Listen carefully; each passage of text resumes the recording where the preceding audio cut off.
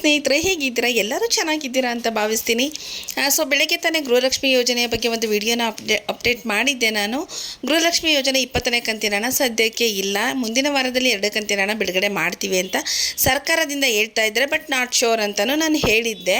So ಅವರೇನೇ statement ಕೊಟ್ಟಿರೋದು, ನಮಗೆ 20ನೇ ಕಂತಿನ ಹಣ ಅಂದರೆ ಮಾರ್ಚ್ ತಿಂಗಳ ಹಣದಲ್ಲಿ ನಮಗೆ ತಾಂತ್ರಿಕ ದೋಷ ಇದೆ, ಏಪ್ರಿಲ್ ತಿಂಗಳ ಹಣ ರೆಡಿಯಾಗಿದೆ, ನಾವು ಚೆಕ್ಕನ್ನು ಪಾಸ್ ಮಾಡಿದ್ದೀವಿ ಅನ್ನೋ ಒಂದು ಮಾಹಿತಿಯನ್ನು ಕೊಟ್ಟಿದ್ದರು. ಬಟ್ ಇವಾಗ 20ನೇ ಕಂತಿನ ಹಣ ಬಂದಿದೆ. ಇದು ಎಲ್ಲರಿಗೂ ಗುಡ್ ನ್ಯೂಸ್ ಅಂತಲೇ ಹೇಳ್ಬೋದು. ಸೊ ನಾನು ಹೇಳಿದೆ, ಅದರಲ್ಲಿ ಇನ್ನೊಂದು ವಿಚಾರನ ಹೇಳಿದೆ. 20ನೇ ಕಂತಿನ ಹಣ ಸಪೋಸ್ ಏನಾದರೂ ಬರೋದಿತ್ತು ಅಂತ ಹೇಳಿದರೆ ಇವತ್ತು ಇಲ್ಲ ನಾಳೆ ಒಳಗಡೆ ಬರಬೇಕು, ಇನ್ನೊಂದು 2-3 ದಿನದಲ್ಲಿ ಅಕೌಂಟಿಗೆ ಕ್ರೆಡಿಟ್ ಆಯಿತು ಅಂತ ಹೇಳಿದರೆ ಗುಡ್ ನ್ಯೂಸೇ.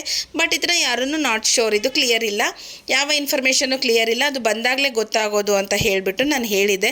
ಯಾಕಂತ ಹೇಳಿದರೆ ಯೂಟ್ಯೂಬರ್ಸ್ ಅಂತ ಹೇಳಿದರೆ ಅವರೊಂದು ವೀಡಿಯೋಗೋಸ್ಕರ ಏನೋ ಒಂದನ್ನು ಬಂದಿಲ್ಲಿ ಹೇಳ್ತಾರೆ ಅನ್ನೋ ರೀತಿ ಆಗಬಾರ್ದು. ಸೊ ನಮ್ಮ ವಿಡಿಯೋನ ನೀವು ನೋಡ್ತಾ ಇದ್ದೀರಾ ಅಂತ ಹೇಳಿದರೆ ನಿಮಗೂ ರೆಸ್ಪೆಕ್ಟ್ ಕೊಡೋದು ನಮ್ಮ ಒಂದು ಕರ್ತವ್ಯ ಆಗಿದೆ. ಸೊ ಇಲ್ಲಿ ನಾವು ಏನು ಬೇಕು ಅದನ್ನು ತಿಳ್ಕೊಂಡು ಏನು ಬೇಕು ಅದನ್ನು ಹೇಳಲಿಕ್ಕೆ ಆಗೋದಿಲ್ಲ. ಖಂಡಿತ ಆ ಥರ ಮಾಡೋದ್ರೂ ತಪ್ಪಾಗುತ್ತೆ.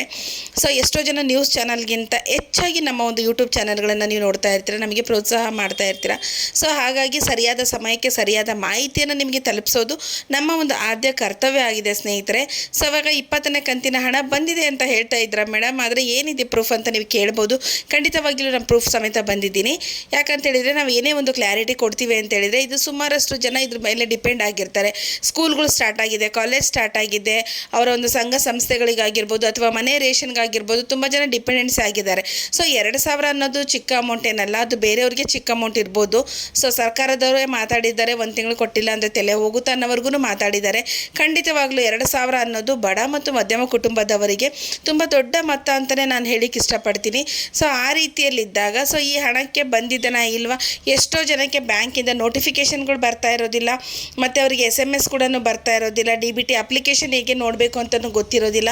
ಸೊ ಅಂಥವರು ಹಣ ಬಂದಿಲ್ಲ ಅಂತ ತಿಳ್ಕೊತಾರೆ. ಕೆಲವೊಂದು ಟೈಮಲ್ಲಿ ಹಣ ಬರ್ದಿಲ್ಲ ಕ್ಯಾನ್ಸಲ್ ಆದ್ರೂ ಅವರಿಗೆ ಗೊತ್ತಾಗೋದಿಲ್ಲ. ಸೊ ಇದ್ರ ಬಗ್ಗೆ ಎಲ್ಲ ನಾನು ಕಂಪ್ಲೀಟ್ ವೀಡಿಯೋದಲ್ಲಿ ನಾನು ತಿಳಿಸ್ತೀನಿ ಇನ್ನು ಮುಂದಿನ ದಿನಗಳಲ್ಲಿ.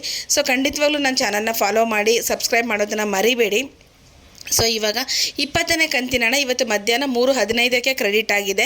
ಸೊ ಕ್ರೆಡಿಟ್ ಆಗಿರೋದು ಏನಂತ ಹೇಳಿದರೆ ನಾನು ಅವ್ರಿಗೆ ಮೆಸೇಜ್ ಬಂದಿರುತ್ತಲ್ವ, ಸೊ ಆ ಮೆಸೇಜನ್ನು ಇಲ್ಲಿ ಹಾಕಿದ್ದೀನಿ ನೋಡಿ. ಇದು ಯಾವುದೇ ರೀತಿಯ ಫೇಕ್ ಅಲ್ಲ.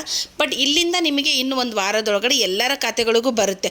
ಯಾಕಂತ ಹೇಳಿದರೆ ಗೃಹಲಕ್ಷ್ಮಿ ಹಣ ಅಂತೇಳಿದರೆ ಕೋಟ್ಯಾಂತರ ಜನರಿಗೆ ಹಣವನ್ನು ಹಾಕಬೇಕು. ಒಂದೇ ಸಲ ಚೆಕ್ ಪಾಸ್ ಮಾಡಲಿಕ್ಕೆ ಆಗೋದಿಲ್ಲ. ಸರ್ಕಾರದವರು 3 ಹಂತಗಳಲ್ಲಿ ಚೆಕ್ಕನ್ನು ಪಾಸ್ ಮಾಡ್ತಾರೆ. ಸೊ ಹಾಗಿದ್ದಾಗ ಎಲ್ಲರಿಗೂ ಅಟ್ ಎ ಟೈಮ್ ಬರುತ್ತೆ ಅಂತ ಏನಿಲ್ಲ. ಸೊ ಯಾರಿಗೆಲ್ಲ ಬಂದಿದೆ ಯಾರಿಗೆಲ್ಲ ಬಂದಿಲ್ಲ ಅಂತೇಳಿ ದಯವಿಟ್ಟು ವಿಡಿಯೋ ನೋಡೋರು ಕಮೆಂಟನ್ನು ತಿಳಿಸಿ. ನಿಮ್ಮ ಕಮೆಂಟ್ಗಳೇ ಸರ್ಕಾರಕ್ಕೆ ರೀಚ್ ಆಗೋದು. ಸೊ ನೀವು ಕಮೆಂಟಲ್ಲಿ ತಿಳಿಸಿದರೆ ಬೇರೆಯವ್ರಿಗೂ ಹೆಲ್ಪ್ ಆಗುತ್ತೆ. ಅಟ್ಲೀಸ್ಟ್ ಬಂದಿದೆ ಅಲ್ವಾ, ಯಾರಿಗೋ ಒಬ್ರಿಗೆ ಬಂದಿದೆ ಅಂತ ಹೇಳಿದರೆ ಉಳಿದವರಾದರೂ ಸಮಾಧಾನ ಮಾಡ್ಕೊತಾರೆ. ಇಲ್ಲ ಅಂತೇಳಿದರೆ ಇಲ್ಲ ಅವ್ರು ಸುಳ್ಳು ಹೇಳ್ತಾರೆ, ಏನೋ ತೊಗೊಂಬಂದಿದ್ರೆ ಅನ್ನೋ ರೀತಿ ಆಗಿಬಿಡುತ್ತೆ. ಖಂಡಿತವಾಗ್ಲೂ ಆ ಥರ ಭಾವಿಸ್ಬೇಡಿ. ಇದು ಬಂದಿರತಕ್ಕಂಥ ಲೇಟೆಸ್ಟಾಗಿ ಬಂದಿರತಕ್ಕಂಥ ಅಪ್ಡೇಟು, ಕ್ರೆಡಿಟ್ ಆಗಿರೋ ಮೆಸೇಜ್ ಬಂದಿರೋ ಇದನ್ನೇ ನಾನು ಇಲ್ಲಿ ಹಾಕ್ತಾ ಇದ್ದೀನಿ ನೋಡಿ. 20ನೇ ಕಂತಿನ ಒಬ್ರಿಗೆ ಬಂದಿದೆ ಅಂದರೆ ಖಂಡಿತವಾಗ್ಲೂ ಎಲ್ಲರಿಗೂ ಬರುತ್ತೆ. ಅಂದರೆ ಇದು ಮಾರ್ಚ್ ತಿಂಗಳ ಹಣ ಆಗಿರುತ್ತೆ. ಬಟ್ ಏಪ್ರಿಲ್ ಮತ್ತು ಮೇ ತಿಂಗಳ ಹಣ ಇನ್ನೂ ಬಂದಿಲ್ಲ.